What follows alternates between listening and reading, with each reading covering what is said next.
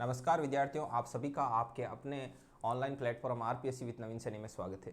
विद्यार्थियों, आज हम पढ़ेंगे रीजनिंग का जो टॉपिक है ब्लड रिलेशन के बारे में अपन कुछ बातें करेंगे। ब्लड रिलेशन को इस एक ही वीडियो के अंतर्गत मैं आपको पूरा कंप्लीट समझा दूंगा कि इसके जो पर्सन आते हैं उनको आप किस प्रकार से टैकल करेंगे। तो चलिए, ब्लड रिलेशन टॉपिक है वो अपन स्टार्ट करते हैं। देखिए, ब्लड रिलेशन टॉपिक किस प्रकार से है।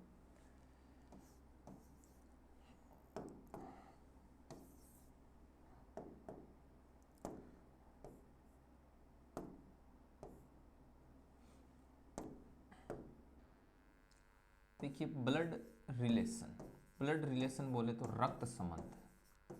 ब्लड रिलेशन इसको हिंदी में बोला जाता है रक्त संबंध। रक्त संबंध बोले तो खून के रिश्ते। अब जरूरी नहीं है इसमें कुछ खून के हों, थोड़े बाहर के रिश्ते भी आएंगे जिनमें ब्लड रिलेशन नहीं होता है, वो भी इसके अंदर शामिल किए जाएंगे। कुल मिला रिश्तों की समझ है वो आपको इसके अंदर आपकी डेवलप हो जाएगी। समझ में आई बात? तो चलिए शुरुआत करते हैं। अब इसमें आपको देखो एक चीज ध्यान में रखनी है कि मैं कहीं पर भी बोलूं कि ए पिता है या ए लड़का है, तो आपको लड़के के लिए मतलब मेल जो जेंडर है उसको शो करने के लिए आपको प्लस चिन्ह का प्रयोग करना है, और फीमेल के जेंडर को शो करने के लिए माइनस के चिन्ह का आपको क्या करना है, प्रयोग करना है। सर्वप्रथम एक चीज तो आपको ये ध्यान में रहनी चाहिए। अब देखिए, जैसे कि मैं बोलूं ए पिता है तो आपको ए के ऊपर प्लस लगाना है। मैं बोलूं कि बी है वो सी की माँ है, बी क्या है, माँ है, किसकी, सी की, तो इसके ऊपर क्या आएगा, माइनस। और जिसका जेंडर डिफाइन नहीं हो उसके ऊपर आप ऐसे कर देना, मतलब ये लड़का भी हो सकता है और लड़की भी हो सकती है। एक चीज ये आ गई, ठीक है। अब अपन आगे बढ़ते हैं। देखिए, आपको एक चीज ध्यान में रखनी है कि खुद को हमेशा सेंटर में रखना है। जैसे आप यहां पर विराजमान हो, आप कहां पर हो, आप यहां पर हो, तो आप यहां पर हो तो आपके बराबर में आपके रिश्ते में कौन आएंगे, तो आपके भाई बहन आएंगे। कौन आएंगे, आपके भाई, आपकी बहन। और इंग्लिश में इनको बोला जाता है ब्रदर एंड सिस्टर, क्योंकि कई बार क्या होता है कि आपके क्वेश्चन है वो इंग्लिश में भी दे सकते हैं। इसके अलावा आपके जितने चचेरे, ममेरे, फूफेरे, मौसेरे सभी भाई बहन वो भी इसमें आएंगे। चचेरे ममेरे वाले वो सारे के सारे भाई बहन हैं, वो सारे आएंगे और उनको एक ही शब्द से बोला जाएगा और वो होगा कजिन। वो भी आपके रिश्ते में क्या होते हैं, बराबर की रेंज में आते हैं। और इसके बाद में और कौन आएंगे, जैसे कि आपके एक तो जीजा जी, आपके जीजा, ठीक है, आपकी सालियाँ हैं जितनी भी वो, और जो साले हैं वो, सब कुछ इसमें आएगा। और उनको क्या बोला जाएगा, उनको बोला जाएगा आपके स्टेप ब्रदर एंड सॉरी एक सेकेंड, स्टेप ब्रदर नहीं होगा, brother in law and sister in law. एक सेकेंड, उनको क्या बोला जाएगा, brother in law and sister in law, ठीक है। अब ये आपके इंग्लिश में आएंगे brother in law and sister in law. अब देखो, देवर है चाहे देवरानी है, जेठ है जेठानी है, साला है, जीजा है, साले है, सब brother in law, sister in law. अब देखिए, आपके जस्ट नीचे, आपसे पीढ़ी में एक कदम नीचे आते हैं आपके बेटा बेटी। कौन आते हैं, आपके बेटा और बेटी। अब आपके लिए आपके बेटा बेटी के समकक्ष कौन है, आपके भांजा भांजी हैं वो, ठीक है ना, आपके भतीजा भतीजी हैं वो भी इसके अंतर्गत आते हैं। सही है कि नहीं बात, भतीजा भतीजी। इसके अलावा और जैसे आपके जो कोई पुत्र वधु है वो भी इसी में आएगी। और जो आपके पुत्र वधु के अलावा जो दामाद है वो भी इसी कैटेगरी में आएगा। तो सब कुछ ये इसमें आ जाते हैं, एक कदम नीचे वाले। और बेटा बेटी से नीचे होते हैं आपके पोता पोती। क्या क्या आते हैं, पोता एंड पोती। और इसी के इक्वल आते हैं आपके नाती एंड नातिन, नाती नातिन, वो भी इसी के अंतर्गत आते हैं। एक सेकेंड रुकना, मुख्य बड़ी परेशान कर रही है, फुल ग्रुप। आगे देखिए, अब आपसे एक पीढ़ी है तो एक पीढ़ी नीचे की बातें हो रही है। जब एक पीढ़ी ऊपर की बात होगी तो यहां पर आएंगे आपके मम्मी पापा, माता और पिता। और आपके मम्मी पापा के समकक्ष आप किन किन को जगह दोगे, जैसे ये मदर फादर हो गए। अब इनके बराबर में एक तो आपके चाचा चाची, ताऊ ताई, बुआ मौसी फूफा, सब मामा मामी, सब इसके अंतर्गत आएंगे। चाचा चाची वगैरह, बुआ मौसा मौसी फूफा, सब मैं इतने लिख नहीं रहा हूँ, आपको बता रहा हूँ। और इसके अलावा जैसे आपके सास ससुर हैं वो भी इसके अंतर्गत ही आएंगे। सास ससुर को आप क्या बोल दोगे, father in law and mother in law. Uncle aunty में आ जाएंगे चाचा एंड चाची। अब जो मान लो ममेरे हैं, जैसे मामा मामी हैं, तो वो maternal uncle and maternal aunty वगैरह वो हो जाते हैं। ठीक, अब इनके ऊपर एक पीढ़ी कनेक्शन यदि ऊपर ले जाए तो यहाँ पर आते हैं आपके दादाजी एंड आपकी दादी जी, और इनके समकक्ष में आपके आते हैं जैसे आपके नाना नानी, वो आपके यहाँ पर आते हैं, नाना एंड नानी। अब देखिए जैसे कि ग्रैंडफादर एंड ग्रैंडफादर मदर हो गए आपके दादा दादी, तो आपके जैसे नाना नानी की बात हो तो maternal grandfather and maternal grand mother, तो वो हो जाएंगे। तो इस प्रकार से ये आपका क्या है, एक रिश्तों का एक कनेक्शन है। इस कनेक्शन में ऊपर से नीचे इनको लिखा जाता है। अब आप कहोगे कि सर इसका प्रयोग कहाँ होगा, तो इसका प्रयोग यहाँ पर होगा। जैसे मैं बोलूँ ए का बेटा, तो आपके जस्ट एक कदम नीचे लाइन खींचनी। अब जैसे मैं सीधा ही बोल दूं ए का पोता, तो आपको यहाँ पर तो ऐसे गोला बना देना है और यहाँ पर लिख देना है ए का पोता। जैसे मैं बोलूँ ए का पोता सी है, तो यहाँ पर क्या लिखोगे, सी, और यहाँ पर ऊपर किसका चिन्ह लगाओगे, प्लस का, क्योंकि ए का पोता है ना। अब ए का जेंडर डिफाइन नहीं है, ये माइनस भी हो सकता है प्लस भी हो सकता है। क्यों, क्योंकि ए यदि दादा हुआ तो भी इसका सी पोता है, ए यदि दादी हुई तो भी इसका सी क्या है, पोता है। आगे सीधी सीधी बात समझ। और देखते हैं आगे। और जैसे कि मान लो मैं बोलूं ए के पापा पी, ए के पापा पी, तो पी का जेंडर डिफाइन है तो पी पर प्लस आ गया। अब ए के पापा हैं तो ए बेटा है तो भी पी पापा है, ए बेटी है तो भी पी पापा है।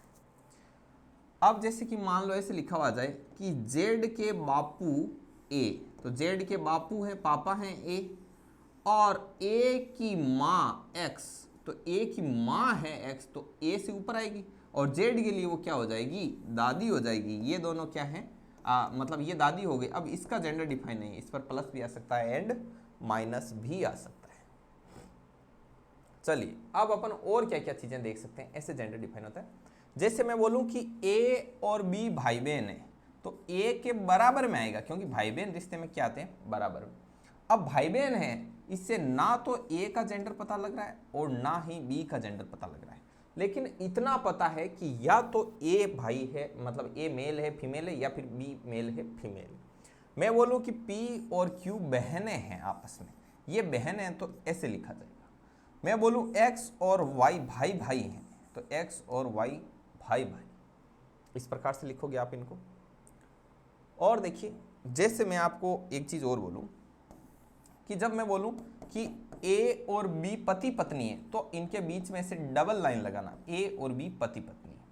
अब हो सकता है ए पति हो और हो सकता है कि बी पति हो, इन दोनों का भी जेंडर डिफाइन नहीं है। आगे बढ़ते हैं। आगे देखिए जैसे कि मैं बोलूं कि P की पत्नी Q, P की पत्नी Q है, तो Q पर 100% माइनस है, इसका मतलब P पर 100% प्लस होगा।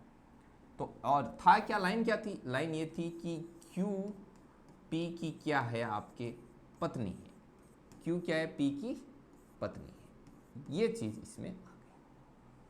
अब जैसे मैं एक पर्सन बोलता जाता हूं, जैसे A का भाई B है, A का भाई B हो गया, और B की पुत्री C है, ये लो B की पुत्री C, जिसका बेटा Q है, तो जिसका बेटा Q, ठीक है ना। और B के पापा C है, B के पापा जैसे कि D है, तो B के पापा D ऊपर आ गया।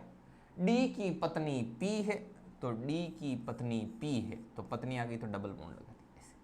तो बताइए अब जैसे बोले कि B की बहन A है, तो B की बहन A मतलब A का जेंडर भी आ गया। अब पूछे बताइए कि A का D से क्या रिश्ता है, A का D से, अब किस से, D से, तो आपको D पर जाके खड़ा हो जाना और फिर देखना है कि A क्या लगती है, A क्या लगती है, बेटी, तो A क्या है, D की बेटी है।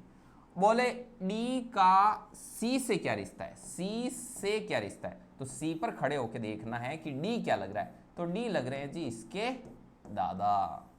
समझ आई बात। तो अब आपको यही स्ट्रक्चर, ऐसे स्ट्रक्चर बना बना के प्रश्न को सोल्व करना है। अब चाहे आपको कोई भी मतलब कि क्वेश्चन मिल जाए तो उसको क्या करना, सबसे पहले इस प्रकार से क्वेश्चन को बनाना शुरू करना, ऐसे स्ट्रक्चर बनाना, कुछ स्ट्रक्चर फॉलो करना, और उसके बाद में उन प्रश्नों को आप बहुत ही आराम से सोल्व कर सकते हैं। इसमें कोई दिक्कत वाली बात नहीं है। अब जैसे कि कुछ प्रश्न आते हैं तस्वीर वाला आते हैं। हालांकि मैं आपको बता दूं कि मैं इसमें आपको इस पूरे के पूरे एक ही वीडियो के अंदर ब्लड रिलेशन का जो मेन थ्योरी है, मेन गुण है, वो मैं आपको सारा का सारा समझा दूं। ठीक है, आगे बढ़ते हैं। ये क्लास वैसे हम पीटीटी वालों के लिए रिकॉर्ड कर रहे हैं, जिनका एग्ज़ाम है वो अभी 21 तारीख को है, 21 को। तो वैसे तो उनको पढ़ा दिया गया है, लेकिन फिर भी अपन एक बार और क्या कर रहे हैं कि उनको बढ़िया तरीके से उनका रिवाइज हो जाए, पूरा का पूरा स्ट्रक्चर उनके दिमाग में समझ में आ जाए, फिर वो हल्के फुल्के सारे क्वेश्चनों को क्या कर लेंगे, आसानी से सोल्व कर लेंगे। अब देखिए, जैसे कई बार प्रश्न आते हैं कि एक तस्वीर की ओर इशारा करते हुए अमन बोलता है। कौन बोलता है? अमन बोलता है। तो आपको क्या करना है, ऐसे जब भी प्रश्न आए तो खुद पे लेकर सोल्व करने। जैसे कि अमन बोलता है, जैसे अब आप समझो कि मैं खुद बोल रहा हूँ, अमन अपने आप को मानो कि ये तस्वीर मेरे पापा के पापा, तो मेरे पापा के पापा, तो ऐसे सोचो कि ये मेरे पापा, उनके पापा अर्थात मेरे दादा की इकलौती बेटी के दामाद है। ठीक है ना, इकलौती बेटी के जैसे पति हैं, तो अब दादा की इकलौती बेटी माने बुआ, बुआ के पति माने फूफा, तो ये तस्वीर किसकी है कि ये तो हमारे फूफा जी की तस्वीर है। ऐसे आपको प्रश्नों को क्या करना है, सोल्व करना है। अब एक दो चीज और बता दूं, कई बार आपके कोडेड रीजनिंग भी आती है, जैसे ऊपर लिखा हुआ है dollar, star, plus and percentage. ये कोडेड रीजनिंग बोलते हैं, ब्लड रिलेशन के कोडेड क्वेश्चन आते हैं। इनमें इधर पी आएगा, इधर क्यू आएगा। पी डॉलर क्यू का मतलब है कि क्यू पी का भाई है।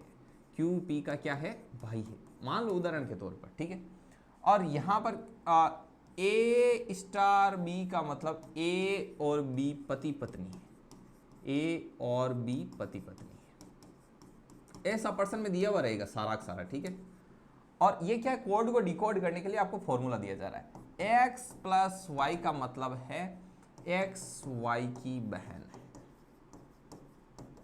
और यहां पर जैसे कुछ और दे दे कि जैसे कि t और c, तो t c का बेटा है, ऐसे मान लो कि आपको दे दे।